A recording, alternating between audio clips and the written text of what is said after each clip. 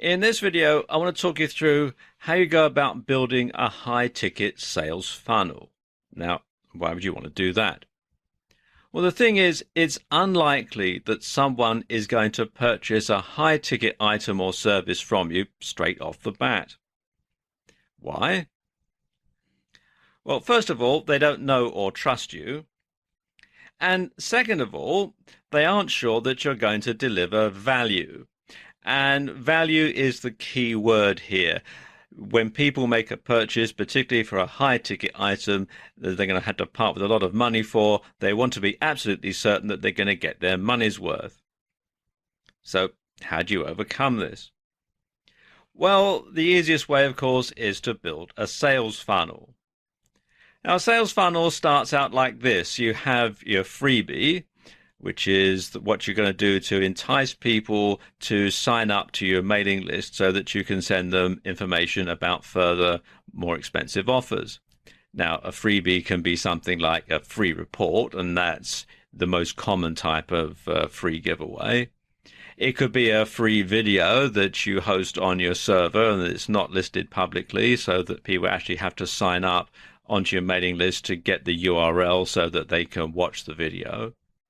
It could be a free webinar that perhaps has limited places so that they have to sign up ahead of time and you send them reminders, and then at the end of the webinar, of course, you'd have some sort of a sales pitch for a paid-for product. Or it could be a free group training call. Now, these aren't as common as they used to be, but they are still relevant and they can still help you to get people onto your list so that you can explain about your further offerings and also to give people a taste of what you can offer. The next step on the sales funnel is a low-priced product, and this is something that you can sell to people who are on your list, that they can part with a small amount of money and see what they can get for that money.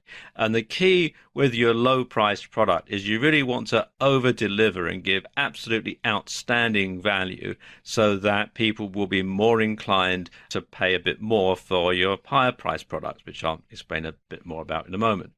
Now, when it comes to a low-price product, I suppose the most common type of low-price product is an ebook.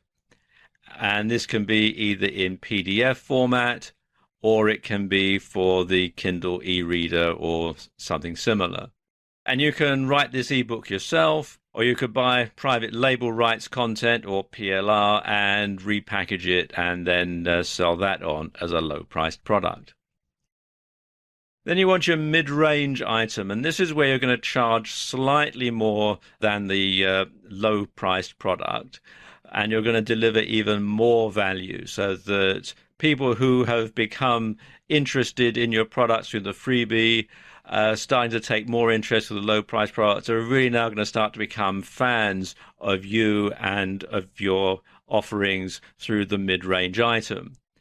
And this can be a video and it could be a short home study course. But you want to make sure in both cases that you have really high production values, that it's really slick, and that people know that they are really getting a good deal from you. Because then that leads them on to purchasing your high ticket item. And your high ticket item could be something like a long, in-depth home study course. It could be a coaching program. It could be one-on-one coaching where you coach them personally, either at their office, or you have one-on-one coaching phone calls or Skype calls or one-on-one video conferencing and that sort of thing, where you advise them on their unique challenges and find a way to overcome it that is just for them. And of course, you can have consultancy, which is something that takes it on from the next level, where you actually become very involved in their business and in problem solving for them. And this can be very highly paid indeed. Now, of course, once you've got your sales funnel in place, although I suppose actually sales funnel is a bit of a misnomer, because in reality, it's more like a sales colander, because all the way along, you're going to find that there are going to be people that are going to drop out who are not going to go up to the next level. So people who buy the freebie, a lot of them are going to be freebie seekers and they're not going to buy anything. So you'll find that you'll lose a lot of people after the freebie stage.